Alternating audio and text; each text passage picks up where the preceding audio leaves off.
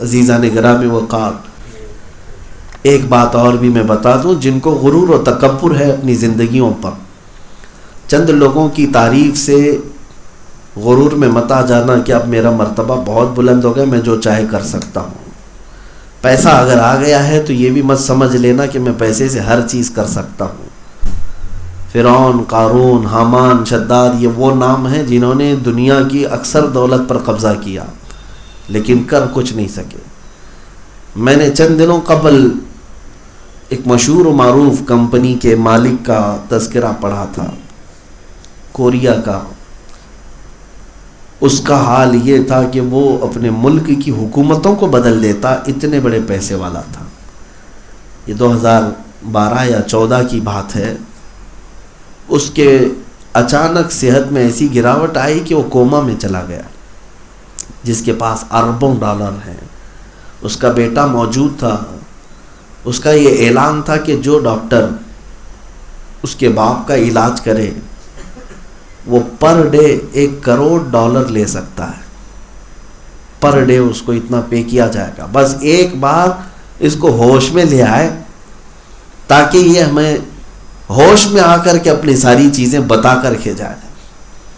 4 سال تک وہ امیر آدمی بستر پر پڑا رہا، نہ ہاتھ اٹھا سکتا نہ پیر اٹھا سکتا، دیکھتا رہتا، گھورتا رہتا۔ یہ کوما کی کیفیت تھی۔ 4 سال کے بعد کروڑوں ڈالر اس کے اوپر خرچ کیے گئے اور اس کے بعد دنیا سے چلا گیا، ختم ہو گیا۔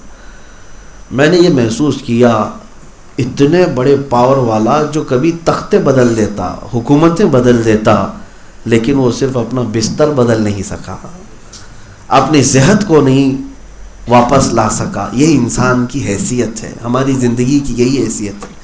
مولا علی کرم اللہ وجہہ الکریم کے پاس ایک شخص آیا اور اس نے کہا کہ حضور، ہماری دوڑ بھاگ، ہم طاقت حاصل کرنے کے پیچھے اتنا بھاگتے ہیں، انسان کتنا پاور حاصل کر سکتا ہے یا انسان کتنا طاقتور ہے؟ تو وہ تو سامنے پوچھنے والے کے انداز کے اعتبار سے جواب دیا کرتے۔ مولا علی کرم اللہ وجہہ الکریم نے فرمایا، اس کے جوابات تو بڑے تفصیلی ہیں، مگر میں تجھے ایک بات کہتا ہوں کہ ایک پیر اٹھا، کھڑا ہو جا۔ وہ سامنے آنے والا شخص پوچھا کیا تھا کہ انسان کی کتنی طاقت ہے؟ حضرت علی نے کہا ایک پیر اٹھاؤ۔ پیر اٹھایا، ایک پیر پہ کھڑے رہو۔ ایک پیر پہ کھڑا رہا۔ پھر حضرت علی نے فرمایا کہ دوسرا پیر بھی اٹھاؤ۔ کہا کہ حضور اب تو سر کے بل گروں گا۔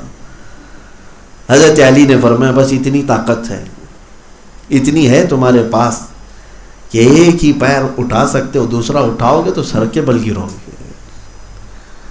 اس سے زیادہ تمہارے پاس پاور بھی نہیں ہے، طاقت بھی نہیں ہے۔ ہاں، رب تبارک و تعالیٰ اپنی شان سے جسے جتنا نوازنا چاہے، لیکن انسان اپنی طاقت کے بل بوتے اس سے زیادہ نہیں حاصل کر سکے گا۔ عزیزان گرامی وقار، یہ ساری باتیں میں نے جو عرض کی ہیں آپ کے سامنے، یہ زندگی کی حقیقتیں ہیں جس سے آپ انکار نہیں کر سکتے۔ یہ زندگی کے وہ فیکٹ ہیں جس کو آپ منہ نہیں چھپا سکتے۔ اسی لیے وہ بات مجھے یاد آتی ہے، سرکار غوث العظم دستگیر سیدنا عبد القادر جیلانی رضی اللہ تعالیٰ عنہ جب بیان کرتے تھے تو ان کے خطبے میں ہزاروں لوگ روتے تھے، کئی بے ہوش ہو جاتے، کئی لوگوں کے جنازے نکلتے۔ کیوں؟ وہ آخرت کے تصور پر ہی ان کے اکثر خطبے ہوا کرتے۔ غوث پاک کے خطبے آج بھی لکھے ہوئے موجود ہیں، پوری کتاب موجود ہے، لیکن آپ دیکھیں گے کہ پورا ان کا بیان اور خطبہ اسی بات پر چلتا رہتا تھا کہ آخرت ہے اور زندگی ختم ہونے والی ہے۔ ایک بار آپ نے ممبر پر بیٹھ کر کیا بیان کیا سنیں۔ پہلے تو اپنے صاحبزادے سے کہا آج تم بیان کرو، وہ بیان کرتے رہے، لوگ خاموش رہے۔ وہ اتر آئے اور کہا ابا جان، آپ جس طرح بیان کرتے ہیں کہ لوگ دھاڑے مار کر کے روتے ہیں، میں نے بیان کیا کافی دیر تک لوگوں میں سناٹا ہے۔ غوث پاک پھر خود چڑھ گئے ممبر پر، کہا میں بیان کرتا ہوں۔ اور بیان کیا کیا؟ کہا اے لوگوں سنو، میرے گھر میں آج ایک عجیب حادثہ ہوا۔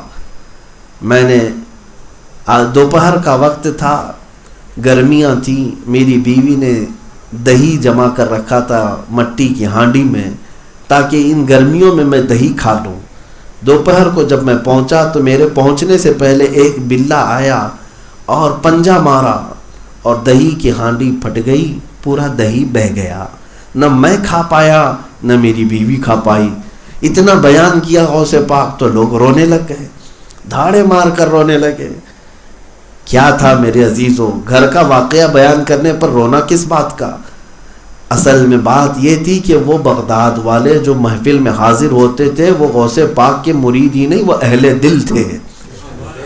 وہ باتوں کی تہ تک پہنچتے کہ غوث پاک اپنے گھر کا قصہ نہیں سنا رہے ہیں، بلکہ ہر انسان کی زندگی کی حقیقت اور اس کا فیکٹ بتا رہے ہیں کہ تم جس طرح سے میرے گھر میں دہی جمایا گیا تھا گرمیوں میں کھانے کے لیے، پوری زندگی بھر مال جمع کرتے ہو کہ بڑھاپے میں کام آ جائے، مصیبت کے وقت کام آ جائے، جمع کرتے کرتے رہ جاتے ہو، پھر وہ وقت آتا ہے جب تمہارے کھانے کا اس سے پہلے ملک الموت آ کر تمہاری روح قبض کر جاتا ہے۔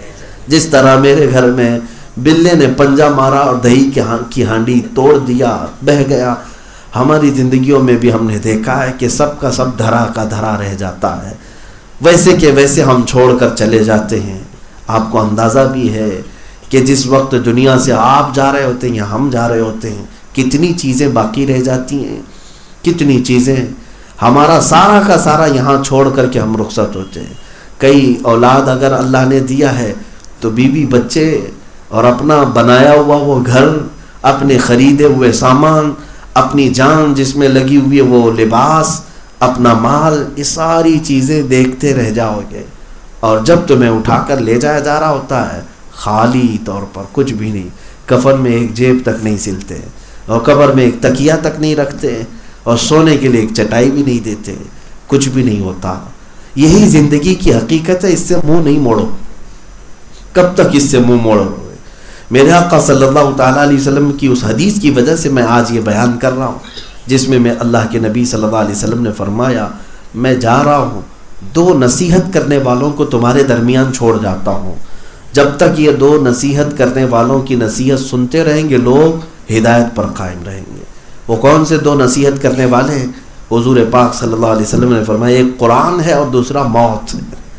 قرآن تمہیں نصیحت کرتا رہے گا، اور موت تمہارے محلے میں آئے، تمہارے رشتہ داروں میں آئے، وہ بھی ایک خاموش نصیحت کر کے جاتی ہے کہ تیرا بھی یہی ہونا ہے، تمہیں بھی یہیں پر اپنے سفر کا خاتمہ کرنا ہے میرے عزیزوں۔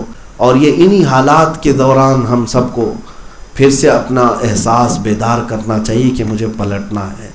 اچانک کوئی بلاوا آ جائے تو مجھے سب چھوڑ کر کے نکلنا ہوگا۔